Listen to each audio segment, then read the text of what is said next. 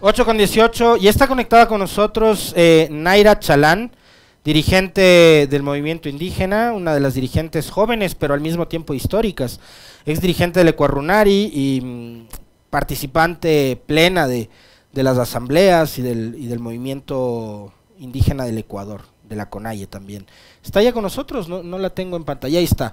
Como siempre es un placer recibirle en este espacio, Naira, y poder conversar con usted. Digamos, los hechos están ahí, y la pregunta de entrada es la que es, ¿no? ¿La CONAIE y Pachacutic van a apoyar a Yacu Pérez, o el pronunciamiento de Marlon Santi le representa a él y al grupito de él en Pachacutic? Bienvenido y buenos días. Buenos días, Alexis, y un saludo para todos quienes escuchan a Radio Pichincho Universal. Gracias por aperturar este espacio de diálogo.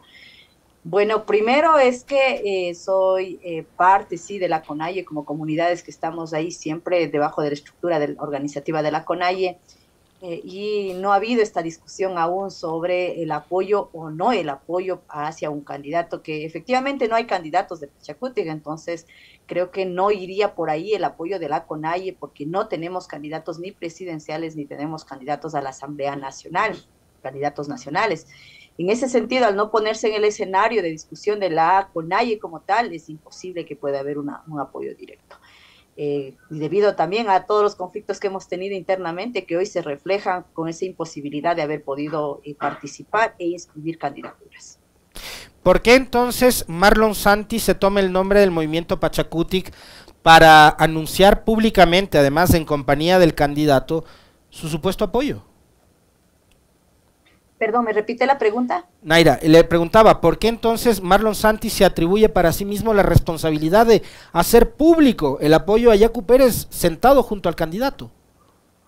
Primero, que él tiene que reconocer que es un coordinador prorrogado, que ya no son legítimas las decisiones que está tomando en este momento, por tanto, lo hace si bien a título personal o a intereses de un grupo reducido que él maneja. Eso no representa al sentir de quienes estamos levantando las banderas del Pachacutic, no como una bandera electoral, sino también como una bandera ideológica, como una bandera de lucha, y en ese sentido, pues, no representa una decisión porque no es legítimo el accionar de Marlon Santi alrededor de las decisiones, lo que está tomando en este momento de apoyo a cierta candidatura.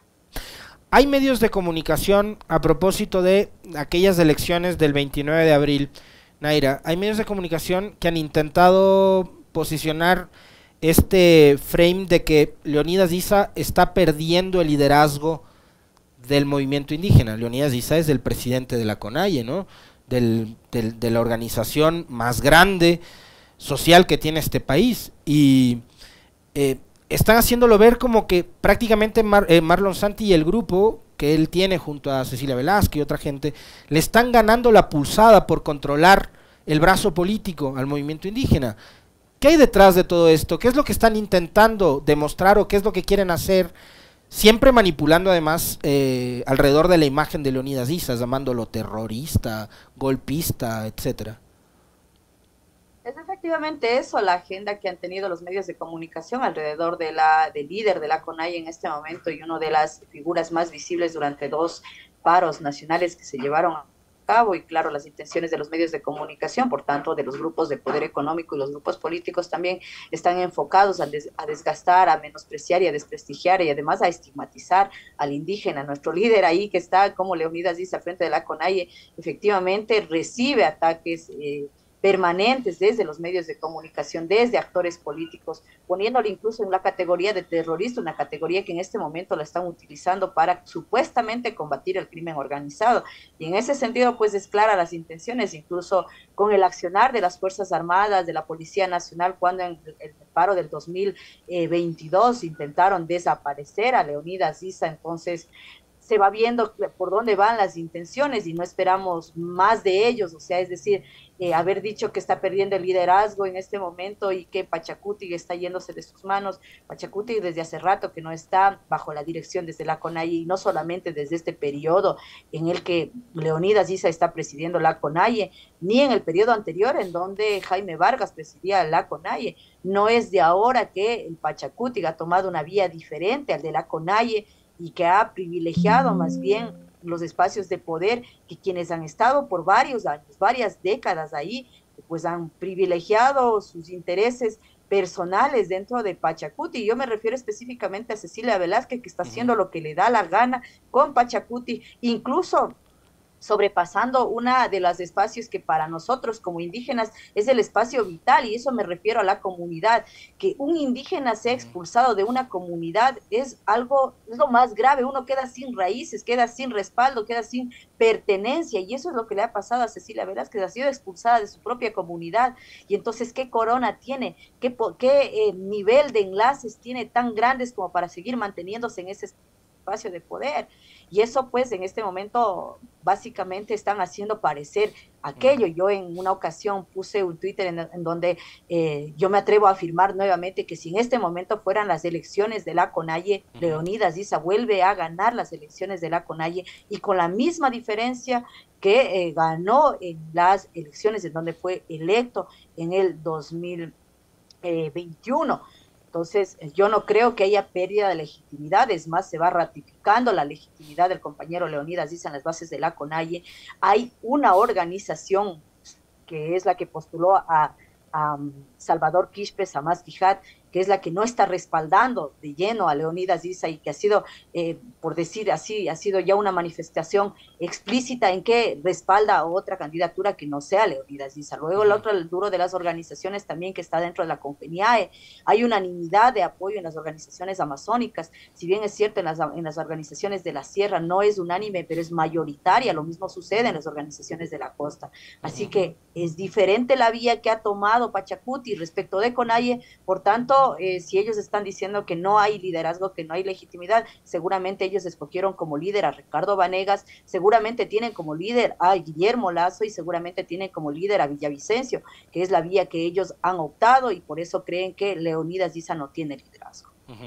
A ver, si hay algo que hay que reconocerle a Leonidas Issa, y yo lo dije desde un principio cuando Marlon Santi emite una carta, la publica en redes sociales y le invita a Leonidas Issa a ser el candidato de Pachacuti, candidato a la presidencia.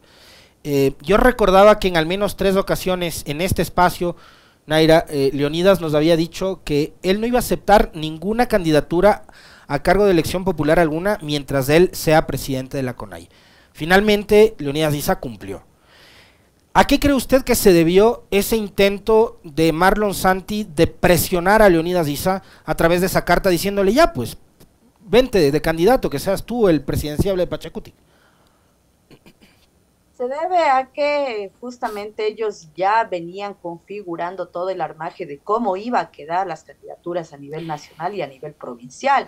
Y en este momento el verse, en no encontrarse con estas reparticiones de puestos también con su líder, que es Yacu Pérez, que está por fuera de Pachacuti, pues quedaba una opción, y una opción con un perfil nacional, es Leonidas Issa. Efectivamente querían el arrastre, y además querían que quede invalidado para cualquier próximas posibilidades electorales a futuro. Entonces eso era una opción de cómo hacer que las organizaciones a Leonidas Issa lo presionen para que efectivamente tome esta posta en elecciones 2023, aún cuando cuando hemos defendido como dirigencias que hay que terminar los periodos para el que hemos sido electos desde el nivel comunitario, desde el nivel además de las organizaciones de segundo grado, provinciales, es decir, cualquier responsabilidad que se haya adquirido como dirigencias, hay que saberlas cumplir.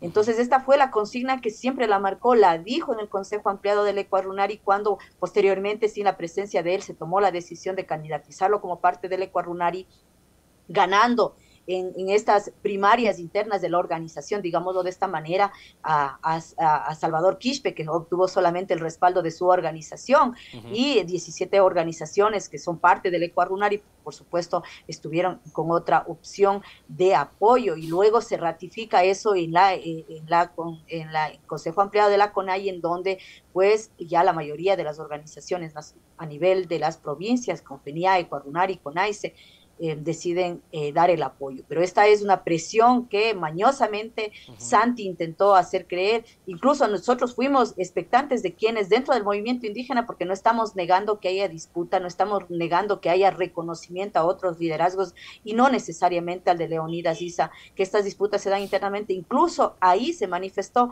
gente que todo el tiempo le atacó a Leonidas Issa, salió ese día con un cambio de discurso espeluznante a decir si hay que reconocerle a Leonidas Issa y tiene que ir a la presidencia. Eso corresponde a una estrategia mañosa que Marlon Santi, que Cecilia Velázquez intentaron hacer. ¿Para qué? Para dejarle sin la organización, para quitar el liderazgo de la organización. ¿Y qué pretendían hacer luego con una organización desarticulada? Si bien es cierto, hay un consejo de gobierno poderoso dentro de la CONAIE, pero también es importante quien conforme en este momento la cabeza. Esa estrategia mañosa ha impedido que Guillermo Churuchumbi se haga cargo de la coordinación nacional de Pachacutic. Es imposible sentarse a dialogar con Marlon Santi y con Cecilia Velázquez y llegar a un acuerdo para que puedan respetarse los resultados de la elección interna de Pachacutic del 29 de abril, ¿o usted cree que hay alguna posibilidad? Porque les encuentra este momento con la coyuntura nacional complicada. Es decir, vamos a elecciones y resulta que una organización política tan importante como Pachacutic, que quedó en tercer lugar en la elección presidencial del 21, con el segundo bloque de legisladores más numerosos, 28 curules, hoy no va a tener candidato presidencial. Entonces, ¿qué posibilidades hay de resolución de conflictos internos al interior de Pachacutic y si se puede o no sentar a dialogar con Santi Velázquez?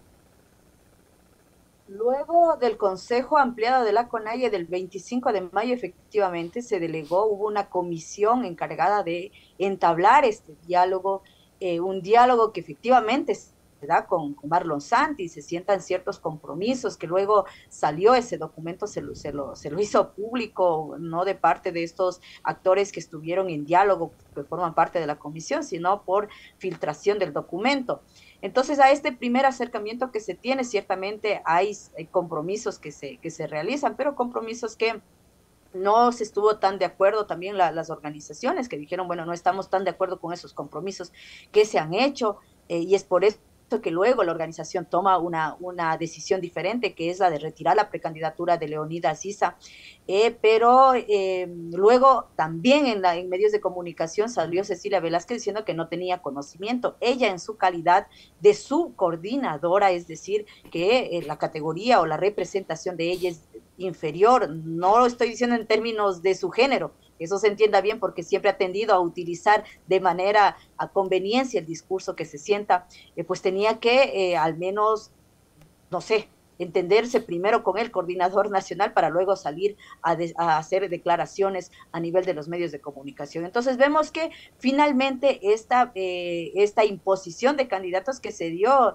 Ricardo Vanegas era público, Ricardo Vanegas iba a la cabeza de la Asamblea Nacional, y eso jamás el movimiento indígena iba a validar. Ese tipo de acuerdos, ese tipo de pactos, jamás las comunidades nos hubiésemos movilizado por un candidato tan nefasto para el movimiento indígena y tan contradictorio incluso a nuestros propios principios. No sé cómo hicieron, a cuánto le vendieron el puesto para que Ricardo Vanegas sea candidato por Pachacutic en las anteriores elecciones. O sea, cómo es que tipos tan repugnantes, disculpe, pero llegan a punto de relacionarse con una organización que es de izquierda, que representa la lucha y que totalmente ha ido impunemente por encima de las decisiones. Entonces, no íbamos a prestarnos para eso. Las intenciones de diálogo siempre estuvieron, y por supuesto que las mañoserías que hicieron también encabezados con Jessica Castillo, que no la hemos conocido dentro del movimiento indígena, de pronto dentro de Pachacuti, sí, está bien que el Pachacuti tenga su militancia individual, está bien, reconocemos, pero tampoco se pueden ir por la militancia colectiva que está representada en las comunidades, en las organizaciones y en la CONAIE misma. Ella, a pretexto de ser la vicepresidenta del Tribunal Electoral Nacional de Pachacuti, pues pretendía que su hermano entre en la lista de Cecilia Velázquez y además su hermana siendo alterna de Ricardo Vanegas en la Asamblea Nacional, y ahora también sabemos que su hermano, el que iba a la lista de Cecilia Velázquez, está también postulando para este recambio de los consejeros del Consejo Nacional Electoral que habrá este año. Entonces, miren las redes por donde se tejen, y por supuesto que no estamos de acuerdo con este tipo de accionarios que están haciendo figuras que están dentro del Pachacuti, pero que no representan ni siquiera a su barrio, ni siquiera, o sea, tienen un colectivo que mínimamente puedan regular o puedan observar las actuaciones de manera colectiva de lo que están haciendo estos actores. Entonces, efectivamente, hay mañoserías dentro del movimiento indígena, hay intereses que están por fuera de los que ha luchado históricamente Pachacuti y la CONAIE, y yo sí rechazo con fuerza lo que en este momento se están haciendo con Pachacuti, y que los principales responsables sobre este escenario es Marlon Santi, es Cecilia Velázquez, es Jessica Castillo, además es Rafael Lucero, es Ricardo Vanegas y un sinnúmero de nombres que están ahí por detrás con una responsabilidad directa sobre el estado actual que en este momento está atravesando Pachacuti. Usted recordará que después de lo sucedido en aquella elección fallida del 29 de abril, Naira, hubo incluso periodistas que dijeron que Correa había metido las manos en Pachacuti. ¿Qué opinión le merece? Una respuesta brevísima, pero no hablemos de Correa mucho, pero ¿qué opinión le merece a usted ese tipo de comentarios? Están infantilizando al movimiento indígena como que no tuviéramos criterio propio. Nos están llevando a una escena en donde todavía estamos mandados por patrones, y el movimiento indígena hace años que decidió deslindarse, liberarse de las haciendas, mucho menos para en este momento responder a un patronazgo. Naira,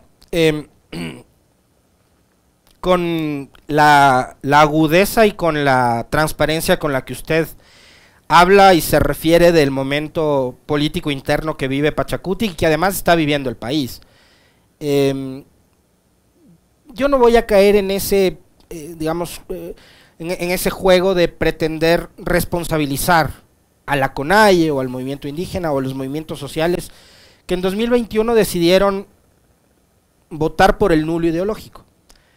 Pero esa elección dio como resultado que una persona como Guillermo Lasso llegue al poder y que en 2 años acelere este proceso de descalabro y de descomposición que lo empezó Lenín Moreno. En el gobierno de Lasso se vivió un escenario similar al de Moreno en octubre del 19, en junio del 22, con represión. Y los autores de esa represión no iban a estar en la papeleta.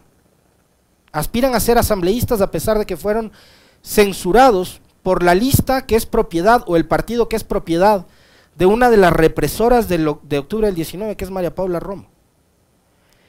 Hoy, si bien ustedes, me refiero a la gran organización indígena, no a Pachacuti, que es finalmente una casilla, un número y un logo, sino al gran movimiento indígena. Y como lo ha dicho también su líder, Leonidas Issa, esta lucha termina siendo electoral y hoy vamos a tener un espectro más reducido pero igualmente amplio, y la derecha tiene muchas opciones, Otto, Villavicencio, Topic, Daniel Noboa. ¿Qué va a pasar? ¿Y qué es lo que van a hacer ustedes? Entendiendo que, como dice Leonidas Issa, finalmente la lucha es electoral y que con todas las diferencias que puede haber, habrán organizaciones progresistas con las que ustedes puedan tener más en común que cosas en contra. ¿Cómo asumiremos ese escenario que en este momento se reconfigura? Bueno, si bien es cierto, y sobre todo desde el correísmo siempre se nos ha lanzado esta responsabilidad del nulo ideológico, por supuesto, porque mire lo que pasó en ese escenario de elecciones del 2021, en donde prácticamente se utilizó la imagen de en ese momento el representante de la CONAIE, Jaime Vargas, y luego fue Rafael Correa mismo que desprestigió el hecho de que él haya estado ahí. O sea, en ese escenario también nosotros tenemos nuestra postura, es decir, si realmente la revolución ciudadana, UNES, están diciendo que son de izquierda, entonces debería ser más su condición ideológica que pese más que el caudillismo, porque hasta este momento el que se haya mirado como un caudillo a Rafael Correa ha llevado también a nosotros como organizaciones a no poder encontrar, a no tener puntos de encuentro con la revolución ciudadana, que en momentos electorales aparece también como una fuerza política, eso no lo podemos negar. Sin embargo, ¿qué es lo que sucede ahora mismo en esta época electoral? hay declaraciones de Rafael Correa que dice, bueno, nosotros no somos tan radicales respecto del tema extractivo. Nosotros sí somos radicales, debe ser Rafael Correa que no es radical porque no vive dentro de una comunidad y porque no siente lo que en este momento estamos sintiendo nosotros las comunidades indígenas en disputas con empresas mineras. Entonces, ¿cómo nos encontramos ahí con una izquierda, ¿no? Con su máximo vocero, Rafael Correa, y de nosotros que estamos luchando y que hay gente que está muriendo, que hay gente que está siendo desplazada de los espacios territoriales con estas pretensiones extractivas, sobre todo en el campo minero y petrolero? Entonces, mire, es responsabilidad también de la izquierda, de esta izquierda progresiva, de no desprenderse de un caudillismo que le está haciendo daño. La izquierda no es para caudillos, la izquierda debe ser autocrítica y eso me parece que es algo que le falta también a la Revolución Ciudadana. Ahora mismo tenemos una candidata que supongo que es la candidata del agrado de Rafael Correa, que es Luisa González. Yo entiendo que hay compañeras dentro de la Revolución Ciudadana que tienen una bandera bastante fuerte sobre el feminismo,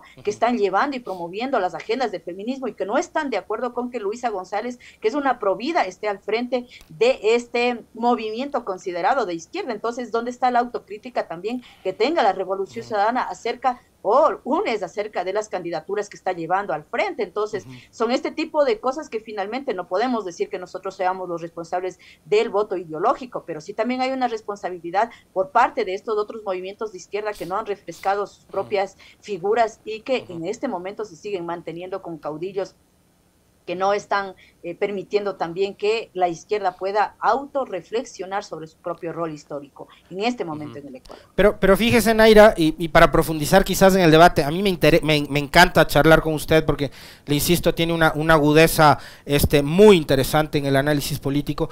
Yo encuentro un equilibrio a propósito de lo que usted señala, que puede tener razón, ¿sí? Hay militantes del feminismo dentro de la misma Revolución Ciudadana, pero que finalmente ven en Andrés Arauz, que es el compañero de fórmula de Luisa González, el equilibrio que se necesita. Andrés Arauz públicamente se ha manifestado en favor de las causas del feminismo. Y ahí digo, se podrían encontrar en medio de la diversidad de puntos diferentes que hay entre la dirigencia del movimiento indígena y la Revolución Ciudadana, puntos de encuentro y en común que vayan más allá de esta lucha intestina de correísmo y anticorreísmo. Digo, más allá de todo eso, hay un país que necesita seguridad, salud, educación, vialidad, servicios básicos, etcétera, que nos podrían sacar de esa disputa entre correísmo y anticorreísmo. Incluso no siendo candidatos, incluso no estando en elecciones, el movimiento indígena tiene varios procedimientos que ha permitido parar, o al menos, ¿no?, que actos como por ejemplo el de la inseguridad. Usted sabe, el movimiento indígena, las comunidades indígenas son felicitadas al momento que justicia a personas que están cometiendo crímenes, no solamente dentro de las comunidades, en algunas urbes en donde hay asentamientos de pueblos y nacionalidades. Entonces ahí sí el indígena es felicitado, pero cuando se convierte en sujeto político y no administrativo, digámoslo en este caso, como el administrador de justicia, entonces ahí sí está mal, cuando el sujeto indígena se convierte en sujeto político. Entonces, todas estas visiones que se generan alrededor de que nos necesitamos en tiempos de elecciones, no lo creo yo que nos necesitemos en tiempos de elecciones, nos necesitamos para combatir todo lo que está sucediendo y que no solamente están en el marco de una agenda programática de gobierno, sino del ejercicio incluso de la autonomía, no sé, o sea, ¿dónde está pues ese trabajo? Yo participaba y con mucho respeto, ¿no?, compañeras, yo participaba de un espacio en donde también estuvieron varias tendencias o varias compañeras que trabajan en colectivos de feministas y claro, había una propuesta ahí del feminismo y decían, bueno, todo veía que se soluciona a partir del Estado, es decir, que el movimiento feminista está viendo la única solución a partir del Estado. No.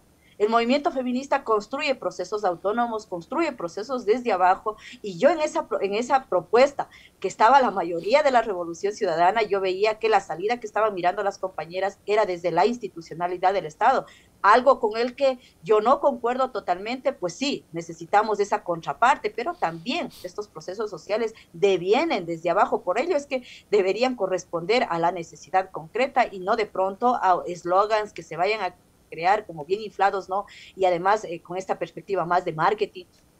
pues yo apelo no a esto, a podernos encontrar en estos espacios, no solamente electorales. No hemos tenido espacios de reflexión, de análisis, y esperamos que estos medios de comunicación precisamente sí sirvan para ir sentando estas coincidencias, quizá, pero en este momento no es posible. Yo he sido vicepresidenta, la segunda al mando de una organización. Cuando un presidente, cuando una presidenta tiene su dirección definida, no hay vicepresidencias que puedan cambiar. Entonces, básicamente Andrés Arauz cumpliría un rol ahí, no sé, usted pone ahí todos sus atributos que pueda tener, pero ¿cuál va a ser el rol? El rol que jugó Borrero con Guillermo Lasso al frente, ¿va a ser esa el rol que va a jugar Andrés Arauz? Porque hemos tenido varios vicepresidentes esperemos que no. Esperemos Entonces, que no. Eso es una posibilidad, no estoy diciendo que eso vaya a suceder, es por eso me planteo también como una pregunta. Entonces, ya se ha definido, y ustedes han definido, o ellos han definido, ya ellos irán al frente, ¿no? Por supuesto, ellos han definido quiénes irán al frente de la Revolución Ciudadana, pues esa es su decisión, pero nosotros no estamos encontrando coincidencias en este momento por la definición que ya se ha ido, lo cual no quiere decir que en agendas de lucha no coincidamos. Ojalá en algún momento puedan encontrar esas coincidencias, Naira, y si espacios como este se necesitan para fomentar y generar esos encuentros, están a su disposición. Le envío un enorme abrazo, muchísimas gracias por siempre aceptar las invitaciones a conversar aquí en Radio Pichincha, muy gentil. Un abrazo, Alexis, que pasen bien. Lo propio.